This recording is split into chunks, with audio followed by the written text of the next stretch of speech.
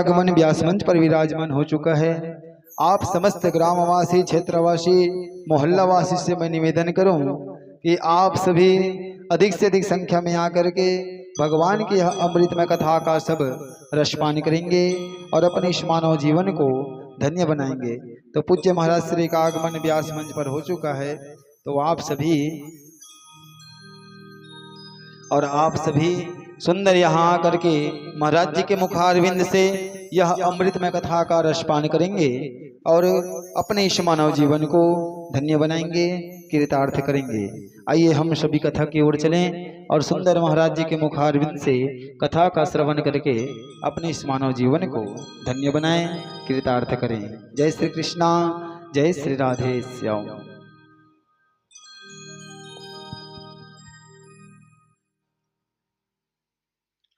श्री राधे।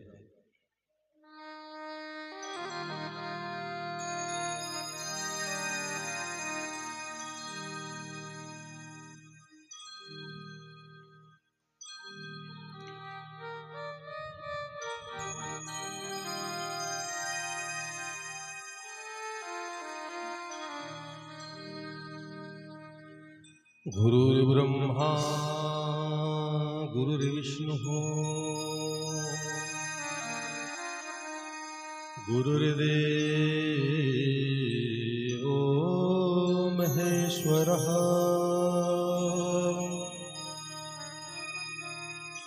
गुरुः साक्षात् परं ब्रह्मा तस्मै श्री गुरुवे नमः।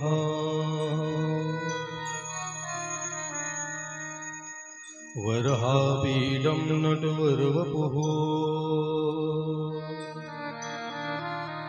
कर्णयो कर्णिकारम्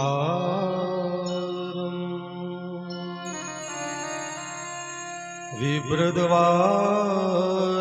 कनककपिशम् वैजयन्तीं च मालाम्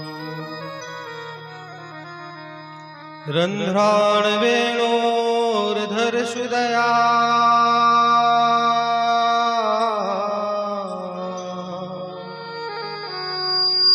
पूरयन् गोपवृन्दे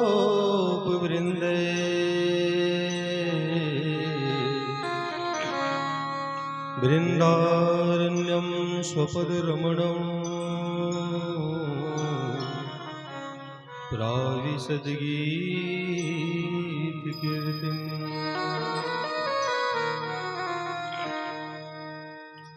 गोपालबालं भुवनेकपालम्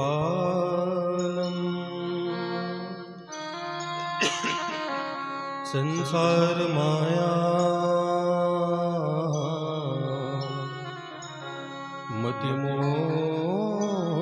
मतिमोहजालम् यशो विशालम् शिशुपालकालम्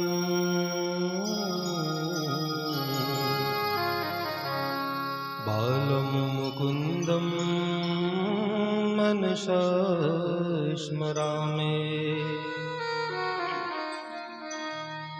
श्री राधे मेरी स्वामिनी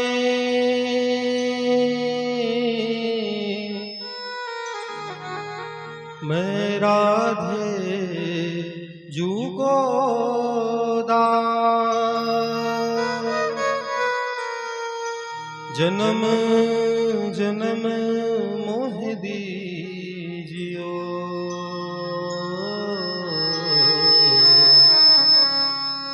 श्री वृंदावन को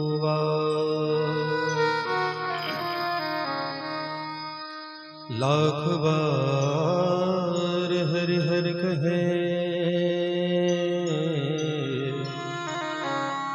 एक बार हरिदास अति प्रसन्न श्री लाडली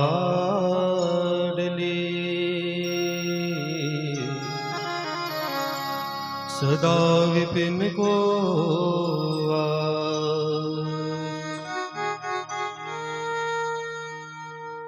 हे हनुमान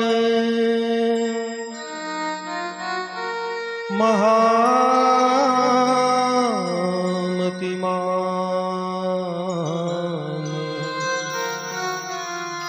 कृपा करके मोहि ज्ञान दीजो। भवसागर पार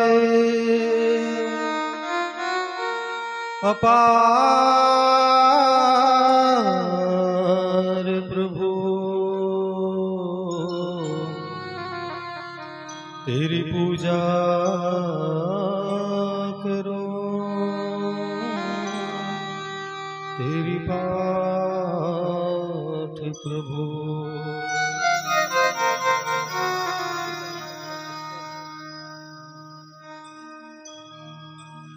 मेरी भवबाधा हरो,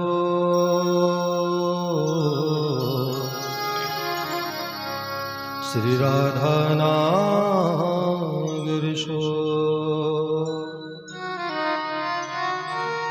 जातन की झाई पड़े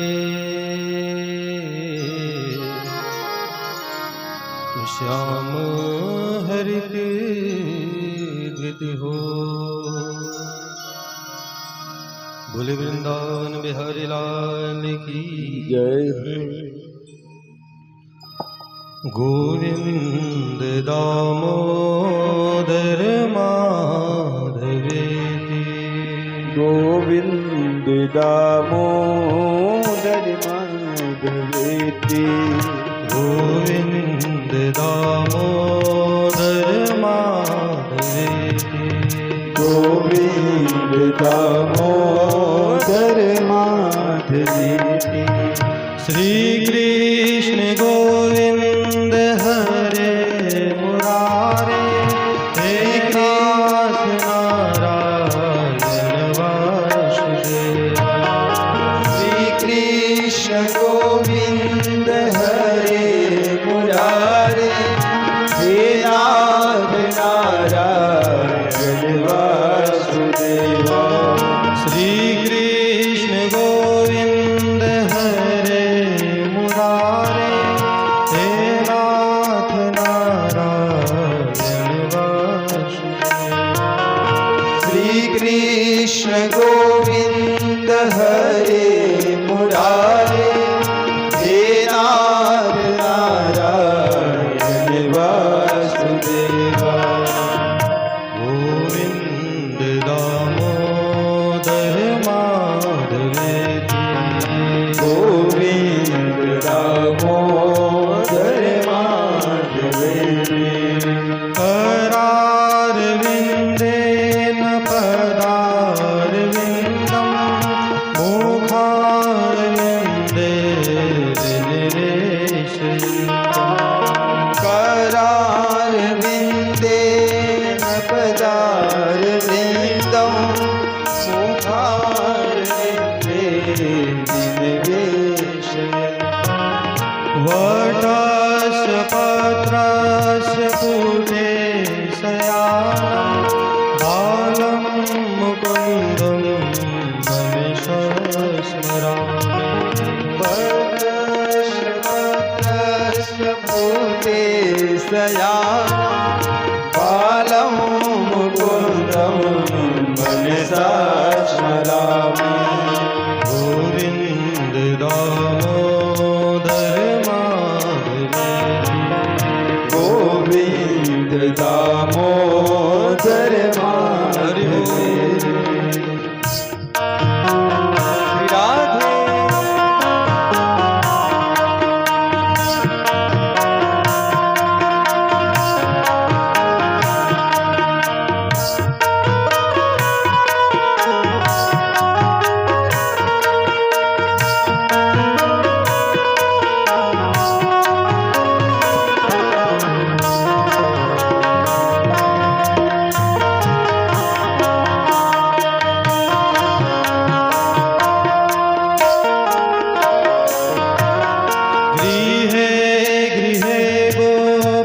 वधू कदम्बा सर्वे मिलित्वा समबाह्यो गृहे गृहे गोपवधू कदम्बा सर्वे मिलित्वा समवाप्ययोगम् पुण्यानि नामानि पठन्ति नित्यं गोविन्द दामोदर माधवेति पुण्यानि नामानि पठन्ति नित्यं गोविन्द दामोदर माधवेति गोविन्द दामोदर माधवेति गोविन्द दामोदर माधवेति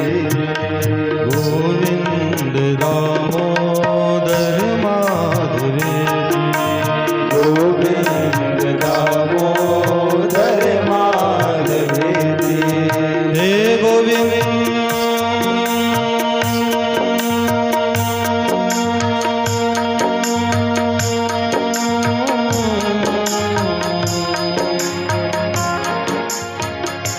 हे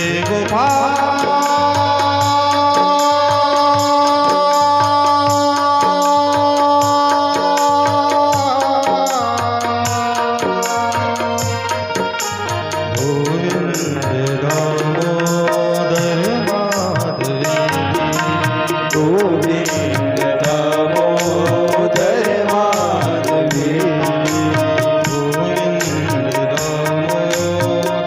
माधवेति गोविन्द दामोदर माधवेति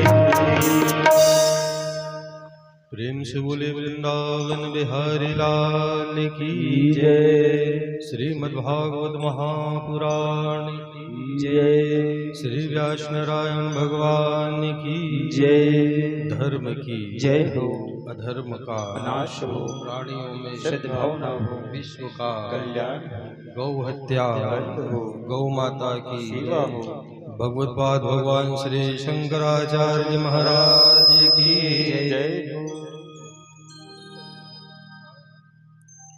प्रेम से बोले महामाया मैया की शीतला मैया की वीर हनुमान जी महाराज की नमः पार्वती पते हर हर हर महादेव।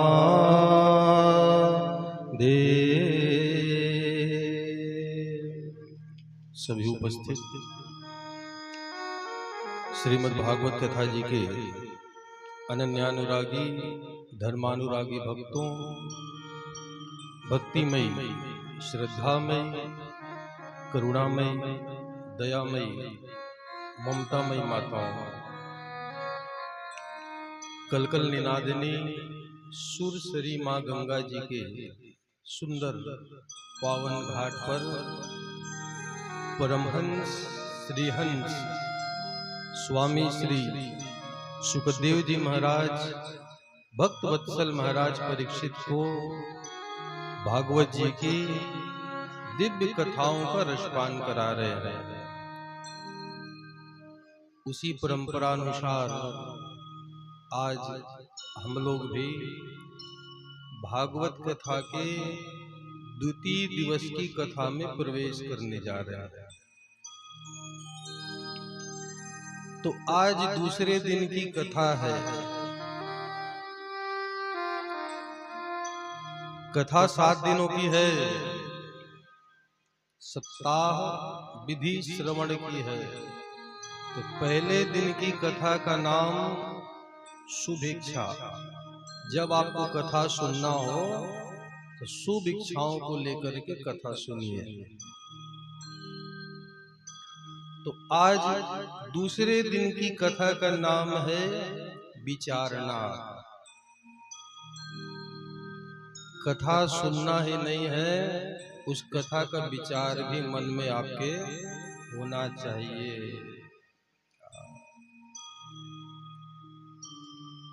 ये नहीं एक कान से सुने और दूसरे कान से निकाल दें।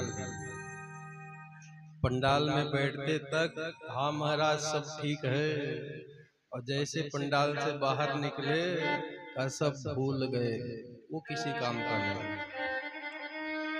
कथा का विचार मन में हो, कथा में ऐसी कौन सी शिक्षा है जो हमारे जीवन को सुधारने में काम आ जाए, उन विचारों को आपको ग्रहण करना है, तब तो कथा सुनना आपका सार्थक है। जितने भी हम सुनते हैं ना, प्रहलाद जी हो, ध्रुव हो, जितने भी भक्त हुए, इन्होंने विचार किया है और सद्विचार किया है। इस कारण आज भगवान जी के लोक में, उनके चरणों में इनको स्थान मिला है भैया।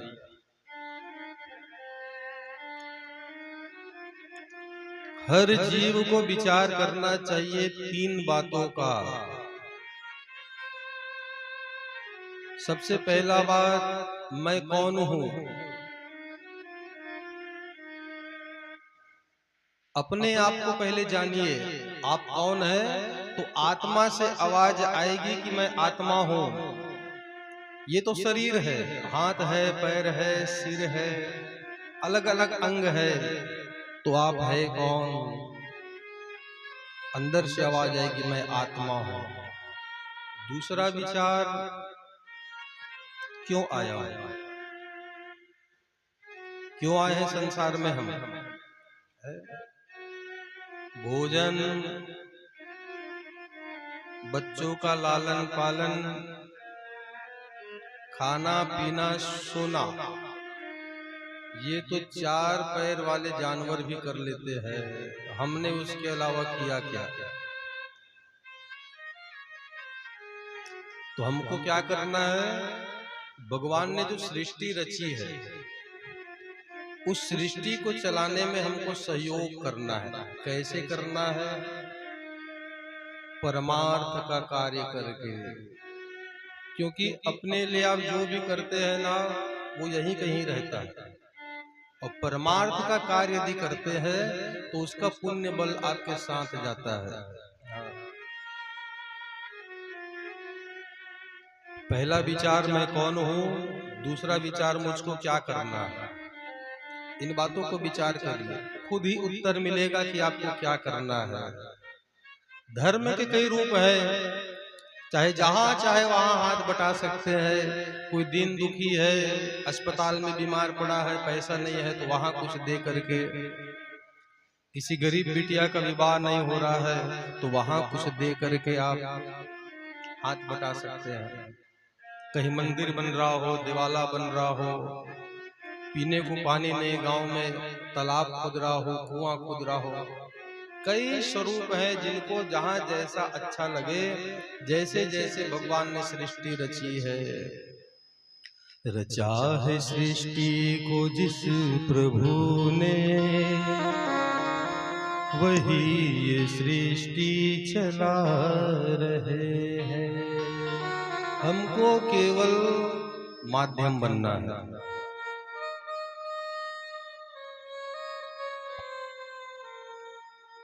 तो बस 3 बातों का ध्यान, मैं कौन हूं, क्यों आया हूं और क्या मेरा काम है, इन बातों का विचार।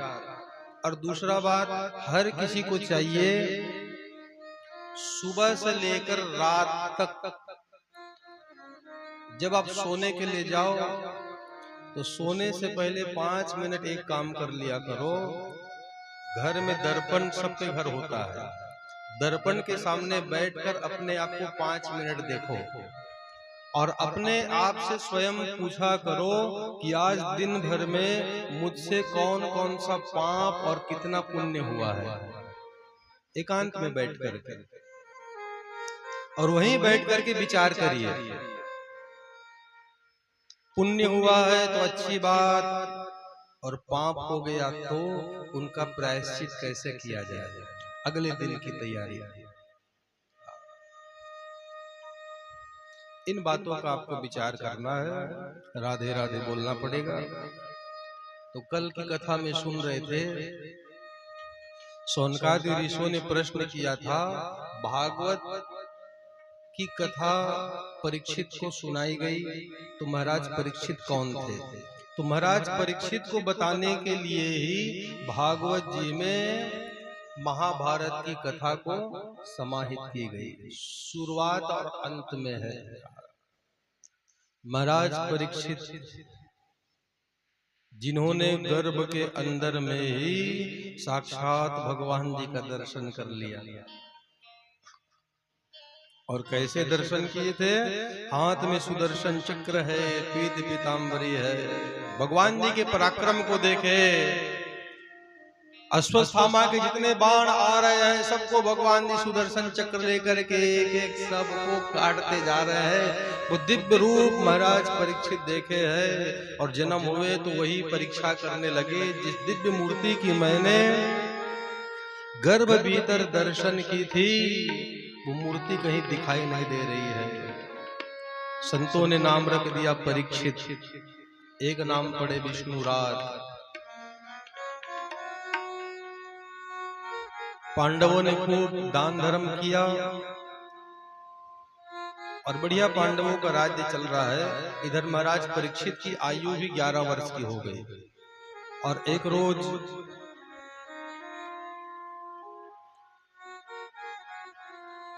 इंद्रप्रस्थ में महाभारत युद्ध के बाद धृतराष्ट्र और गांधारी इनके सारे पुत्र मर चुके हैं। तो सेवा कौन करे भैया? धर्मराज जी। भीम भैया खूब जाकर तेल लगाते हैं, सेवा में कोई कमी नहीं। माँ बाप जब बूढ़े हो जाए तो बच्चों को चाहिए कि इतनी सेवा करो। पुत्र के ऊपर माता पिता का ऋण रहता है। और कब तक रहता है वो ऋण? मातृ ऋण और पितृ ऋण। जिस दिन अपने माता और पिता उनकी मृत्यु हो जाए, उनके अर्थी को आप कांधे में लेकर के जब तक शमशान घाट की यात्रा नहीं करते तब तक वो ऋण नहीं उतरता है। इस कारण जब तक माता पिता है खूब सेवा किया करो। खूब इनकी सेवा चल रही है। विदुर जी महाराज आए और विदुर जी महाराज सीधे उनसे मिले, कहा महाराज अब तो ये राज्य का लोभ छोड़ो। राज्य के चक्कर में आपके 100 बेटे चले गए, अभी भी आपको लोभ है। जिनको क्षण क्षण आपने मरवाने का प्रयत्न किया, उन्हीं का अन्न खाकर आपको लज्जा नहीं आती। अभी भी समय है। विदुर जी ने खूब उपदेश दिया, अरे जीवन खूब जी लिए हो, अब समय है मौत को सजाने का। जिस दिन आप सीख जाओगे, जीवन जीना तो हर कोई सीख लिया है, लेकिन मौत को सजाना जिस दिन सीख जाओगे, संसार में आपसे सुखी और कोई नहीं। मृत्यु सबको आनी है। सज धज के जिस दिन मौत की शहजादी आएगी, न सोना काम आएगा न चांदी आएगी, सब का सब यहीं धरा रह जाएगा।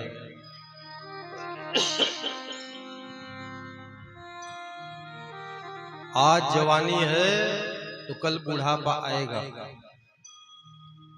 अक्सर कहीं कथा हो भागवत जी की या रामायण कथा ना, तो जवान भाई बहन कम दिखते हैं, तो कथा में भीड़ किसकी रहती है?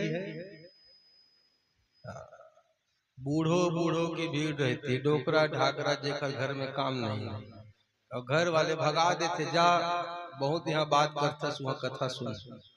अरे वो क्या सुनेगा बेचारा, जीवन भर तो सुनता ही आया है, घर में माँ बाप का सुने, बाई आए तो बाई के सुने, लेखक सुने है, अब बेटा बहू के सुने, सुनना ही है उनको।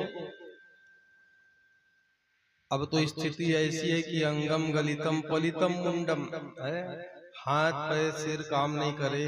तुम बोलोगे तब वो कथा सुनेंगे और ना बोलोगे तब वो कथा सुनने को आएंगे। तो कथा किसके लिए है भैया?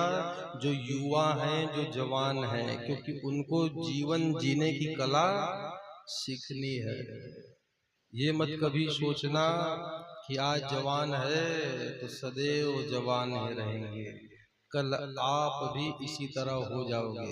इस कारण कथा से शिक्षा लिया करो। जीवन तो हमने खूब जी लिया, तैयारी किसकी करनी है? मौत की। राधे राधे बोलना पड़ेगा। तो आज जवानी है और कल बुढ़ापा आएगा। कोई मत सोचना सदैव जवान रहेंगे। संसार में कोई भी यहाँ पे टिकाऊ नहीं है। संत लोग गाते हैं ना, चली जा रही है उम्र धीरे धीरे,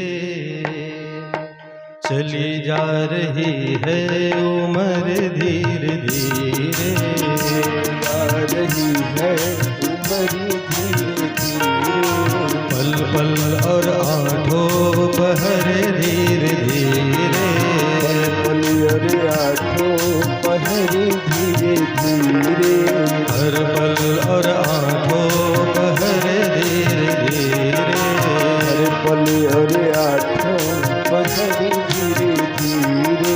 बचपन भी जाए जवानी भी जाए, बचपन भी जाए जवानी भी जाए, बचपन भी जाए जवानी भी जाए, बचपन भी जाए जवानी भी जाए, बुढ़ापे का होगा सर धीरे धीरे, बुढ़ापे का होगा असर धीरे धीरे, चली जा रही है उम्र धीरे धीरे, चली जा रही है उम्र धीरे धीरे, बुढ़ापे का होगा सर धीरे धीरे, बुढ़ापे का होगा असर धीरे धीरे। सबको बूढ़ा होना है। और एक बात और जान लो, कोई यहाँ जीवन जीने का ठेका लेके नहीं आया है। न जाने कब बुलावा आ जाए, कब टिकट कट जाए। अभी कथा कह रहे हो, घर भी ना पहुंच पाओ। विदुर जी खूब समझाए का अब मौत निश्चित है महाराज, अब तो छोड़ो राज्य का लोभ, छोड़िए और चलिए। तो रात्रि कालीन पर एकांत में ही धृतराष्ट्र और माता गांधारी को विदुर जी लेकर सप्त स्तोत्र गंगा नदी के किनारे पहुंचे। का अब क्या करना है? कर मन चित्त भगवान में लगाओ और अपने आप को सौंप दो। लेकिन चाहते हैं कि मरने से पहले पितरों का दर्शन हो जाए। तो व्यास जी के द्वारा इनको सकल पितृ देवताओं का दर्शन हुआ। मन में जो भी शंका थी कि मरने के बाद हमारे माता पिता भाई बंधु सब सुखी हैं कि नहीं, सब वहां पितृलोक में प्रसन्न है। पितरों की मुक्ति देख करके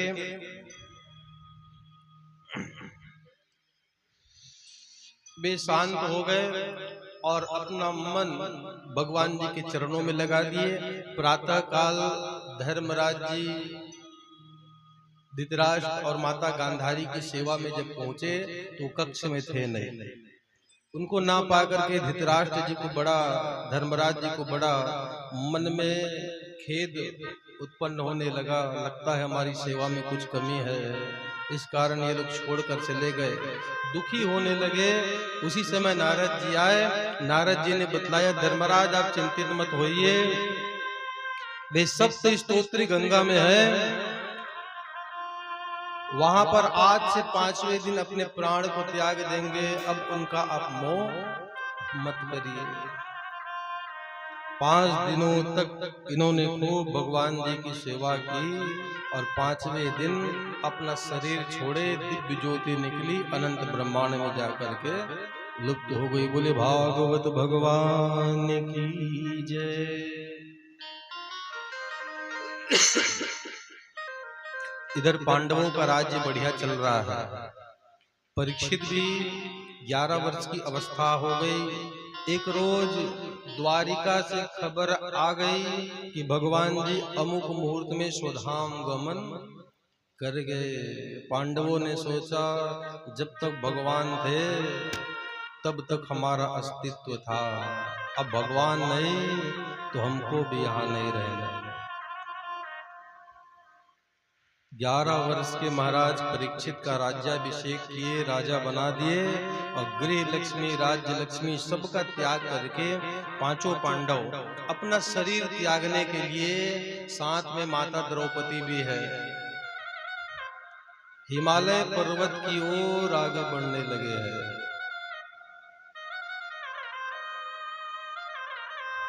तो पांडवों ने सोचा हिमालय आ ही गए हैं, प्राण त्यागना ही है, तो क्यों ना अंत में भोले बाबा का दर्शन हो जाए।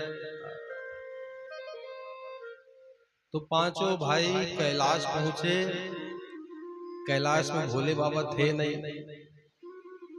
मिले कौन? का नारद जी। का नारद जी बाबा है कहाँ? तो तुम लोग को आता देखकर वो भाग। अरे हमने क्या किया है? अरे भारत में महाभारत किए हो ना, अपने भाई बंधु का वध किए हो, गोत्रजों का वध किए हो। तो भीम भैया लाल होने लगे। नारद जी होश संभाल के बात करना, क्या भारत में महाभारत करना पाप है? का नारायण हम कुछ नहीं जानते। अरे इतना तो बता दो भोले बाबा है कहा? कि आप लोग को आते देखकर भाग गए और 4 पैर वाले पशु की मूर्ति बना ली है, अब जाके ढूंढ लो। भीम भैया ने कहा ठीक है। चारों भाइयों को कहा चारों दिशा में जाओ और जितने 4 पैर वाले जानवर हैं, पशु हैं, सबको पकड़ करके ले आए। और भीम भैया 2 पर्वत के टीला में दोनों पैर लगा के खड़े हो गए।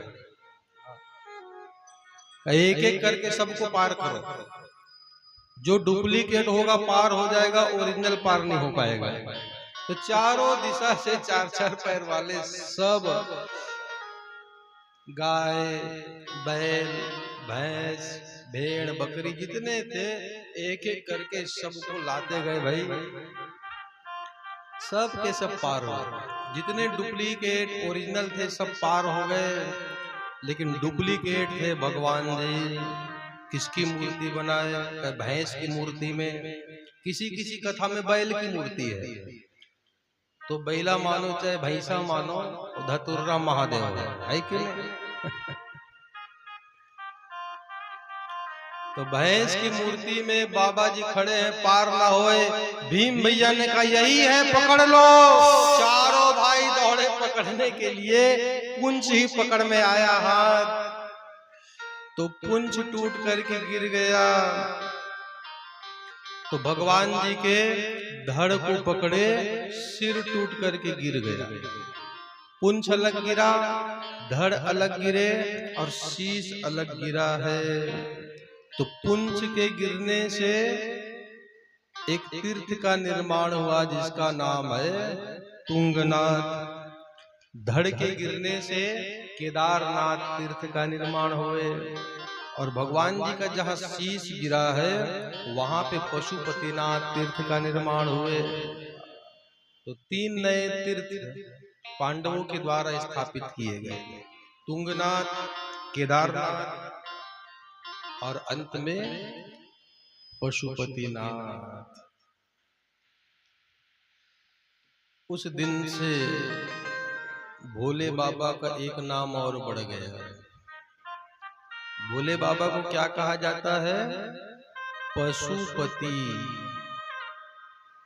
नेपाल के काठमांडू में है, जाना कभी दर्शन करना। किस पशु के पति हैं भोले बाबा? संसार में जितने पशु है ना, चाहे 4 पैर वाला हो चाहे 2 पैर वाले हम सब के नाथ कौन है? भोलेनाथ। हर हर हर महादेव। इस कारण तो बाबा जी के लिए कहा गया है कि 1 लोटा जल और सारी समस्या का हल। नाम है धतुर्रा महादेव।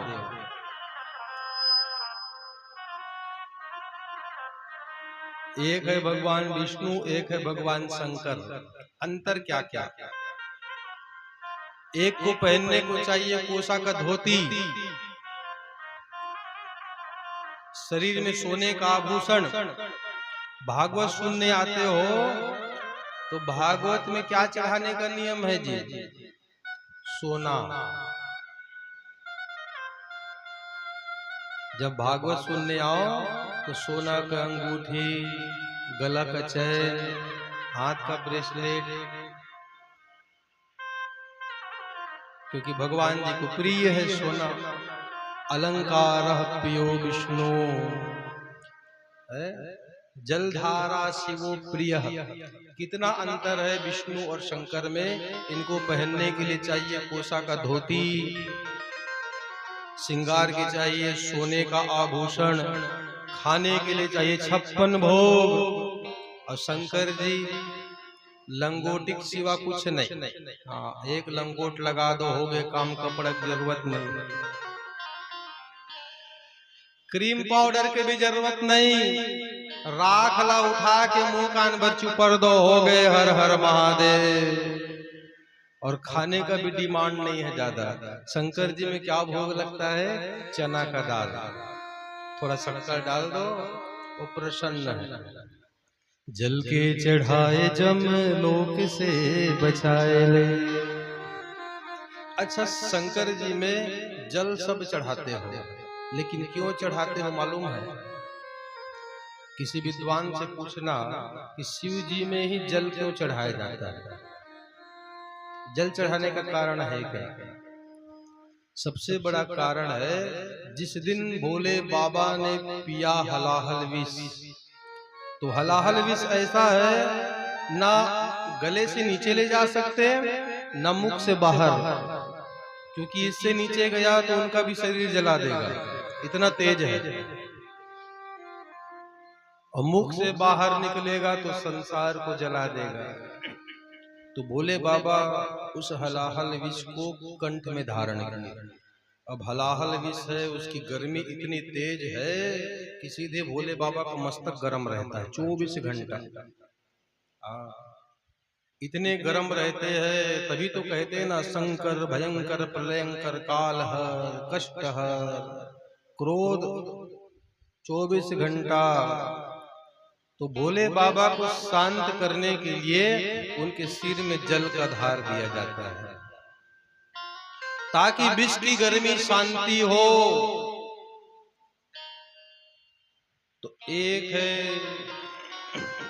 भगवान विष्णु और एक है भगवान शंकर, और दोनों में सरल देवता कौन हो गए भाई? है?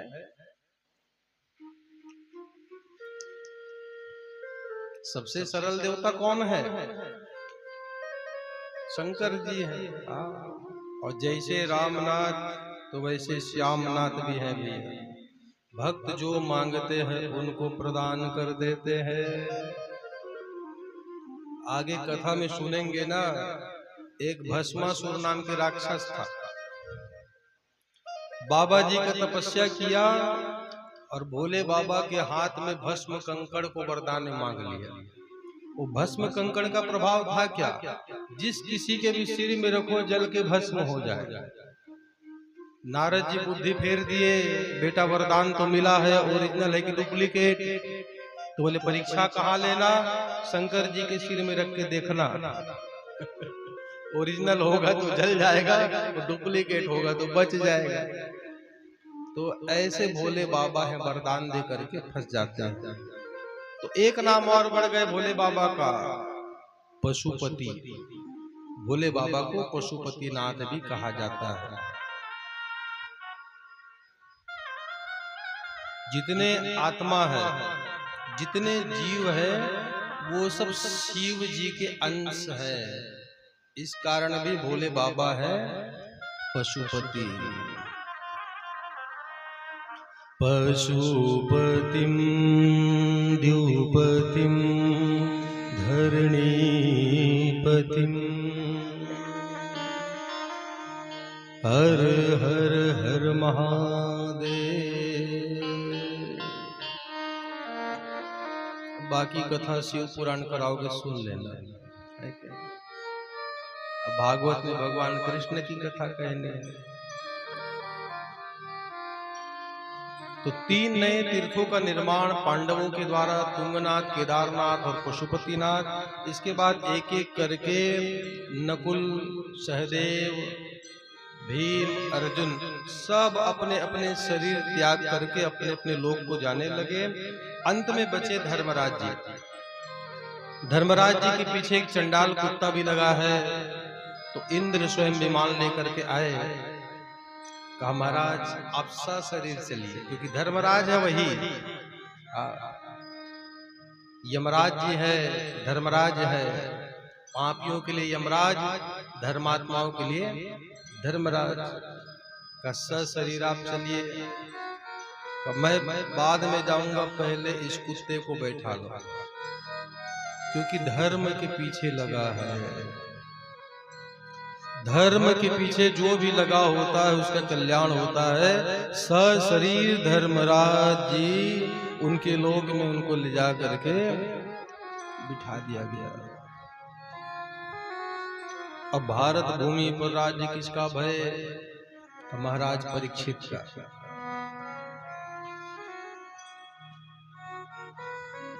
अवस्था कितनी है? 11 वर्ष। लेकिन दादा और परदादाओं की भांति खूब धर्म का प्रचार प्रसार कर रहे हैं। महाराज परीक्षित अपने जीवन काल में 3 बड़े बड़े यज्ञ किए। अश्वमेध यज्ञ, कृपाचार्य जी को आचार्य बनाया और गंगा नदी के तट में 3 अश्वमेध यज्ञ किए। 3 अश्वमेध यज्ञ करने के बाद दिग्विजय के लिए निकले हैं। पहले के जो राजा और महाराजा होते थे वो दिग्विजय किया करते थे, पूरे संसार को जीत कर आए। तो एक घोड़े में बैठे और घोड़े में बैठकर महाराज परीक्षित निकल पड़े। तो उन्होंने क्या देखा है? सूत जी महाराज कहने लगे, निज ग्रहो जसारी रहा कलिम दिग्विजय क्वचित नृपलिंग धरम शूद्रम ग्रंथम गोमिथुनम पदः। एक हाथ में तलवार है, घोड़े में बैठे आगे जाने लगे तो एकांत स्थान में क्या देखा है? साक्षात कलयुग का दर्शन सबसे पहले महाराज परीक्षित ने किया। बड़ा विकराल रूप है, काला कलूटा सा है, हाथ में एक मोटा सा दंड ले रखा है, विशालकाय उसका देह है। और जघन्य अपराध कैसा है? गौ माता और उसके बछड़े। वो गौ माता साधारण नहीं थी, साक्षात धरती मैया गौ का रूप धारण की थी और धर्मराज धर्म बछड़े का रूप धारण किए थे। महाराज परीक्षित को आता देखकर कलयुग ये सिद्ध करना चाहता था, उस दंड को लेकर के उस बछड़े के 3 पैर को चोट पहुंचाकर फ्रैक्चर कर दिए, तोड़ दिए। केवल एक पैर से वो बछड़ा खड़ा है। सिद्ध क्या करना चाहता है कलयुग का? परीक्षित सावधान, अब मेरा समय आ गया है। अब मेरे समय में धर्म के 4 चरण हैं, सत्य, दया, दान और तप। कलयुग महाराज परीक्षित को ये बताना चाहता था, कलयुग में न दया होगा, न दान होगा, न तप होगा, न किसी के मन में दया होगी, ना कोई 2 पैसा दान करने वाला और ना कोई तपस्वी होगा। महाराज परीक्षित को बड़ा क्रोध आए, अपने अश्ववाहन से उतरे और उतर करके तलवार उसकी ओर दिखाने लगे, सावधान हो जा, तुमने क्या सोचा कि मेरे रहते ये संभव है? झट महाराज परीक्षित गए और मलहम पट्टी करके उस बछड़े के चारों पैर को ठीक कर दिए। महाराज परीक्षित ने ये सिद्ध किया, कलयुग तो होगा, कलयुग में सत्य भी होगा। 100 झूठे मिल जाए लेकिन एक सच्चा आदमी आपको मिलेगा ही। कितनों पापी क्यों ना हो, कोई न कोई दया करने वाला आपको मिल ही जाएगा।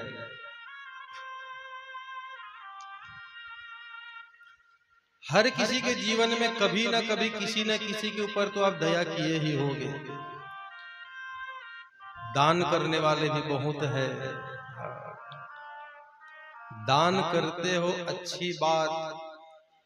अक्सर देखना गांव में कथा हो, चढ़ोतरी के दिन ना गांव में एक माइक लेके खड़ा रहता है, 5 काठा धान 5 रुपया महाराज के चढ़ोतरी में हो, ओकर घर परिवार के जय हो। ऐसा कभी नहीं करना। दान जितना गुप्त रखोगे, आपने दान कर दिया, आपकी पत्नी को ही पता न चले, बगल वाले को पता न चले कितना आपने दिया है। जितना गुप्त होगा उतना उसका फल मिलेगा। और 5 रुपया 5 काठा दान जितने लोगों ने सुना, वो फल चारों तरफ बट गया। तो कलयुग में दान करने वाले भी है और तप करने वाले भी है। ऐसे ऐसे संत महात्मा है। टीवी में आप लोग देखे होंगे, एक प्रहलाद जानी नाम के बाबा थे, जिनको माता जी कहते थे। जीवन भर अन्न का दाना नहीं खाए, न पानी पिए, कुछ भी खाना पीना नहीं। वैज्ञानिक उनको 40 दिन तक एक कमरे में बंद करके भी रखे थे। हर 5-10 मिनट में बीपी शुगर चेक होता था, जरा सा भी कोई अंतर नहीं। वो कई वर्षों से न पानी पिए थे, न अन्न का एक दाना खाए थे, फिर भी जीवित है। कैसे? बोले तपस्या के प्रभाव से। एक बार तपस्या करके तो देखो, तपस्या का बड़ा प्रभाव है जीवन में। तप बल रचहि प्रपंच विधाता, तप बल विष्णु सकल जग त्राता। राम जय राम, जय जय राम, श्री राम जय राम, जय जय राम। तप बल रचहि प्रपंच विधाता, तप बल विष्णु सकल जग त्राता, तप बल विष्णु सकल जग त्राता। तपस्या का ही प्रभाव है। जो भगवान विष्णु सृष्टि का पालन, ब्रह्मा जी सृष्टि उत्पन्न और शिव जी सृष्टि का संहार करने में सक्षम है। तो कलयुग में है कि नहीं? सत्य भी है, दया भी है, दान भी है और तप भी है।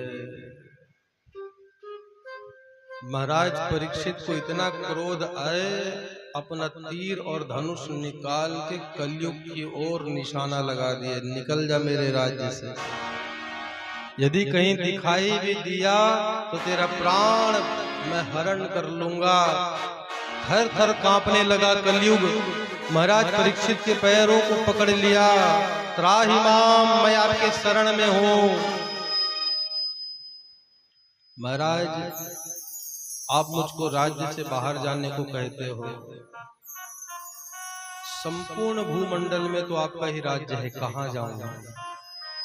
और एक बात जान लीजिए महाराज, आप चाहो या ना चाहो, मुझे आपको स्वीकार करना ही पड़ेगा। 4 युग है, सतयुग, त्रेता, द्वापर और कलियुग का। भगवान के जाते ही अब समय मेरा है, आपको मुझे स्वीकार करना ही होगा।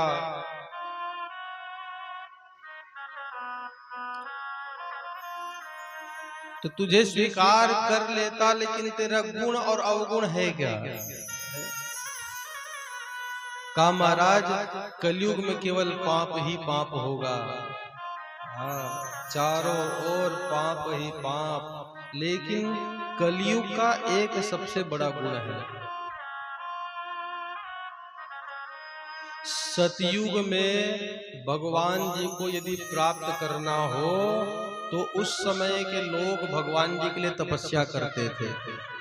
कितनी तपस्या किया करते थे? अस्थि मात्र ही रहे हूँ शरीरा। शरीर में दीमक का बांबी लग जाए, शरीर गल जाए, केवल हड्डी ही बचा हो, उतनी तपस्या करे तो भी दर्शन नहीं। और त्रेता युग में त्रेता विविध यज्ञ नर करहि। त्रेता युग में भगवान जी को प्राप्त करने का साधन था यज्ञ करो, स्वाहा स्वाहा। राम जी कैसे आए? यज्ञ के ही प्रसाद है ना राम जी भी।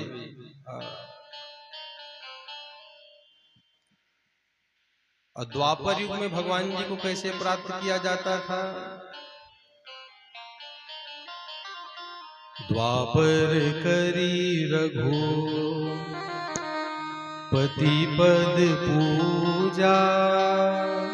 बस भगवान जी की मूर्ति रखिए और भगवान जी के चरण पूजा का बड़ा महत्व था। काहे? चरणों से ही गंगा मैया निकली है, चरणों से निकली गंगा प्यारी। इस कारण द्वापर युग में भगवान जी के चरण पूजा का महत्व। लेकिन कलयुग का सबसे बड़ा गुण है क्या? ना तपस्या करना है, ना यज्ञ हवन करना है, ना भगवान जी को रख के पूजा करना है। तो करना क्या है? कलियुग केवल हरि गुण गावा। जय राम जय जय राम। कलियुग केवल हरि गुण गावा। श्री राम जय राम जय जय राम। भावत नर पावन भवधाम। श्री राम जय राम जय जय राम। कलयुग में क्या करना है आपको? बस एक जगह बैठ जाओ और दोनों हाथ को लगा दो सेवा में। कैसे? सीताराम हरे हरे राधे श्याम हरे। सीताराम हरे हरे राधे श्याम हरे। सीताराम हरे हरे राधे श्याम हरे हरे। सीताराम हरे हरे राधे श्याम हरे हरे। कलयुग जो अभी समय चल रहा है, कुछ भी नहीं करना है, न दान न पूजा पाठ, कुछ भी नहीं। बस भागवत कथा में आओ और हाथ को बिल्कुल खाली मत रखो। जब भजन हो, हाथ से तालियों की सेवा ठाकुर जी के लिए अर्पण करो। इतने में ही बेड़ा पार हो जाएगा। सीताराम हरे हरे राधे श्याम हरे हरे। सीताराम हरे हरे राधे श्याम हरे हरे सीताराम हरे हरे राधे श्याम हरे हरे सीताराम हरे हरे राधे श्याम हरे हरे सीताराम हरे हरे राधे श्याम हरे हरे सीताराम हरे हरे राधे श्याम हरे हरे कलियुग केवल हरि गुण गावा गावत नर पावहि भवताहा गावत नर पावहि भवताहा गावत नर पावहि भवताहा। तो महाराज परीक्षित ने इतना अच्छा गुण कलयुग के अंदर देखा। अरे पूजा पाठ कुछ करना नहीं, बस नाम लो और संसार से मुक्त हो जाओ। तो एक ही गुण पे महाराज परीक्षित रीझ गए। जब रीझे तो बड़ा अच्छा लगे। कहा देखो भाई, तुमको सब जगह स्थान नहीं दे सकता, कुछ स्थान दूंगा, उस जगह में तुम जा करके वास कर लेना, वहीं अपना घर बना लेना। तो ठीक है महाराज। तो महाराज परीक्षित ने उस कलयुग को स्थान प्रदान किए। कितना स्थान दिए? भागवत कथा में 4 स्थान बतलाया गया है। ध्रुतं पानं स्त्रियः शूनः यद्रा धर्मश्चतुर्विधः। जहाँ पे लोग बैठ करके जुआ खेलते हैं, काट पत्ती चलता है, उस जगह कभी मत जाना, वहाँ कलयुग का वास होता है। खेलते तक भाई भाई, और जहां हारे वहां होगी लड़ाई। जहां जुआ खेला जाता हो वहां पे कलयुग का वास। दूसरा है मदिरालय। जहां पे मदिरा हो, मदिरा खरीदी और बेची जाती है, वहां पर भी कलयुग का वास होता है। इस कारण भागवत भक्तों को चाहिए, कभी भी चाहे वो डॉक्टर छाप हो या हिरण छाप हो, पीने वाले ज्यादा जानेंगे। कभी भी स्वाद नहीं चखना, कलयुग का वास होता है। क्योंकि पीने वाला व्यक्ति वो कर्म कर देता है जो उसको नहीं करना चाहिए। एक गांव में एक बड़ा सज्जन व्यक्ति था जी।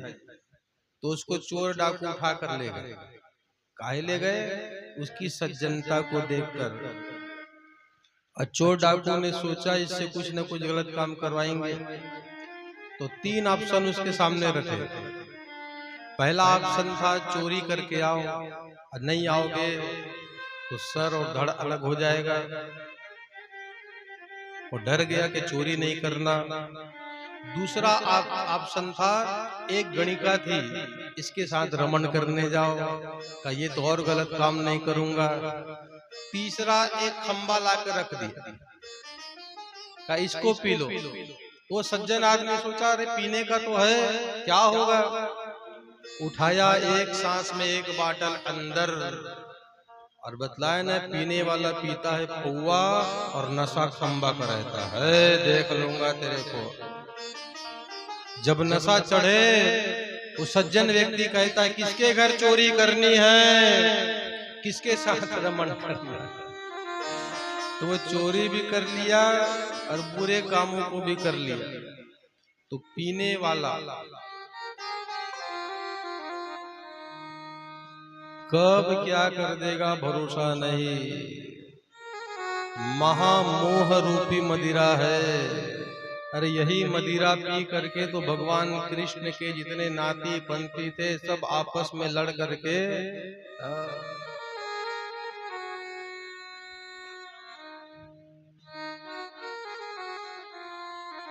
और एक बात जानते हो, भारत में जितने राज्य है ना, उसमें छत्तीसगढ़ अव्वल नंबर में है दारू पार्टी के लिए।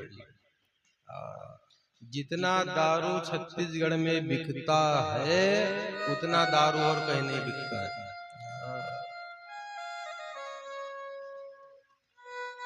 अरे नशा करना है तो भगवान जी के नाम का नशा करिए। ये नशा क्या मतलब है? रात को पी सुबह को उतर जाएगी। इस कारण तो हम पीते हैं सत्संग का प्याला, ये अंगूरी मदिरा नहीं है। लोग पीते हैं पी के गिरते हैं, हम भी पीते हैं गिरते नहीं हैं। हम पीते हैं सत्संग का प्याला, ये अंगूरी मदिरा नहीं है। उसको पियोगे तो गिर जाओगे, लेकिन यहाँ जो मिल रहा है इस कथा को पियोगे तो गिरा हुआ व्यक्ति संभल जाएगा। राधे राधे बोलना पड़ेगा। तो जहाँ जुआ खेला जाता है, जहाँ मदिरालय है, तीसरा जहाँ गणिकाएं रहती है, और चौथा है जहाँ पे हिंसा हो रहा हो, बलवा मार हो रहा हो, मार पीट जहाँ चल रहा हो, बीच में कभी नहीं जाना। वो पहले का समय था, किसी का भलाई करो तो लोग आशीर्वाद देते थे। आज दो के बीच में चाकूबाजी हो रही, आप चले जाओ तो पुलिस दोनों को छोड़ देगी, आपको उठा के ले जाएगी। कई ऐसे ऐसे अपराधी बंद हैं जेल में जो केवल बेचारे दूर से दर्शन कर रहे थे, किसी को हाथ भी नहीं लगाए, तो भी जेल की यात्रा में आ गया। तो चार जगह नहीं जाना, तो इस कलयुग को चार जगह में शांति नहीं मिली। तो महाराज परीक्षित के पैर को पकड़ लिए, तो महाराज एक जगह बस और दे देते। तो महाराज को दया आई तो 5वां स्थान और दे दिए। 5वां स्थान है क्या? का सोने में तेरा वास होगा। सोना दो प्रकार से है, एक है नींद का सोना और एक है धातु का सोना। दोनों में कलयुग का वास होता है। सोने जाओगे तो भी ना चाहते कि पाप बुरे विचार आएंगे, और सोना यदि अधिक हो जाए तो भी कलयुग का वास है। इस कारण तो भागवत कथा में सोना चढ़ाने का नियम है। हर कोई सोना नहीं चढ़ा सकता,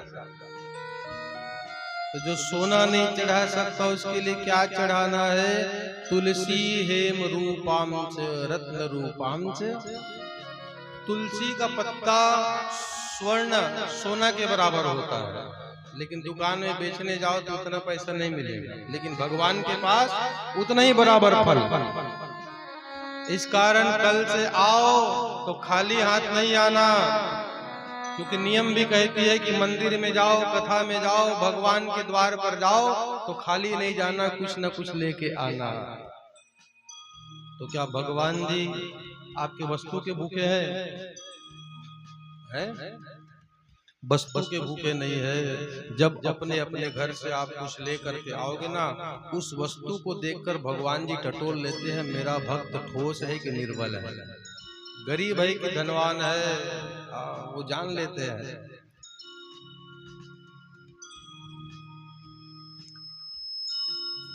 तो कभी भी जाओ या आओ कथा में तो घर से तुलसी पत्ता लेकर के जरूर आना। राधे राधे बोलना पड़ेगा। इतना जान लीजिए मेरे ठाकुर जी प्रेम और भाव के भूखे हैं। भागवत कथा कैसी है? भाव से भागवत कथा है। यदि भाव ना हो तो भागवत कथा किसी काम की भी नहीं है। कथा भाव से है और भाव से ही कथा है। और मेरे भगवान भी भाव के भूखे हैं। ओ भाव बिन मिले नहीं भगवान,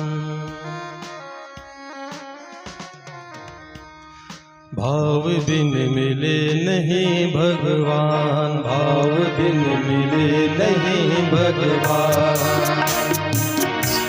भाव बिन मिले नहीं भगवान, भाव बिन मिले नहीं भगवान।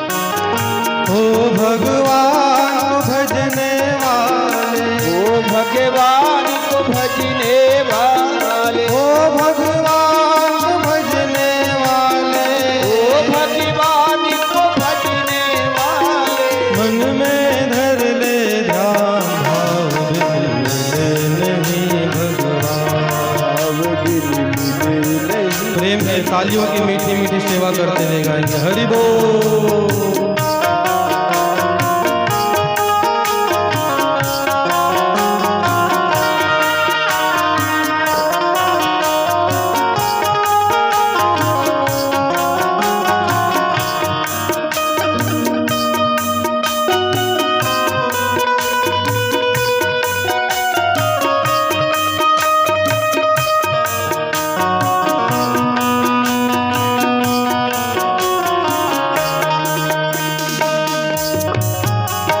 दुर्योधन की छोड़ी मेवा, दुर्योधन की छोड़ी मेवा। आ गई विदुरानी की सेवा, आ गई विदुरानी की सेवा। दुर्योधन की छोड़ी मेवा, दुर्योधन की छोड़ी मेवा।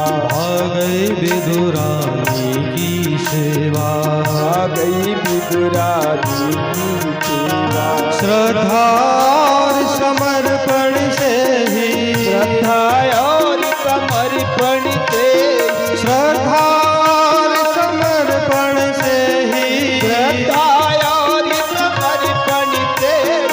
रीझे दया निधान, भाव बिन मिले नहीं भगवान, भाव बिन मिले नहीं भगवान, भाव बिन मिले नहीं भगवान। भाव बिन मिले नहीं हरि बोल।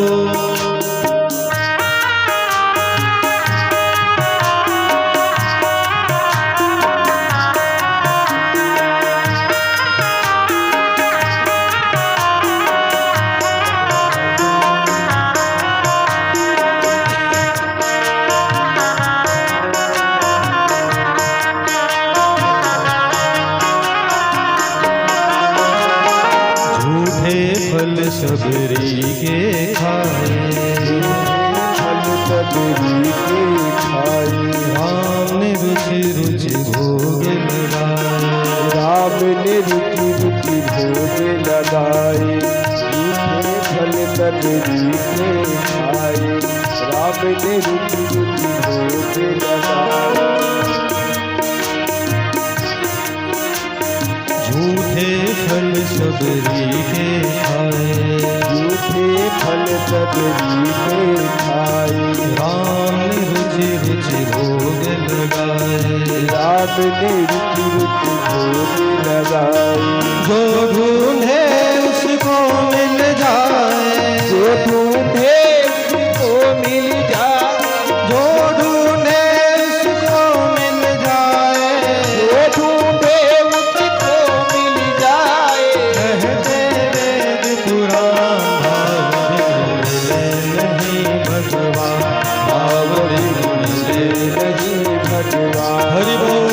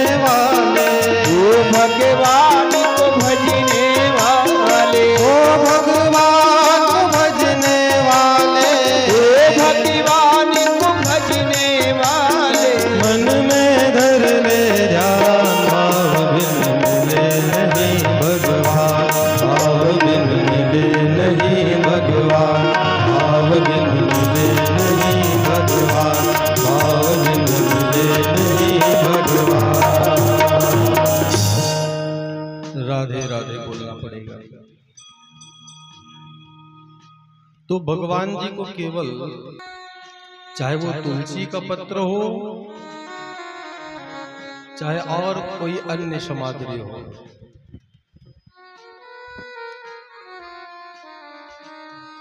तो इस प्रकार महाराज परीक्षित ने कलयुग को 5वां स्थान दिए सोना।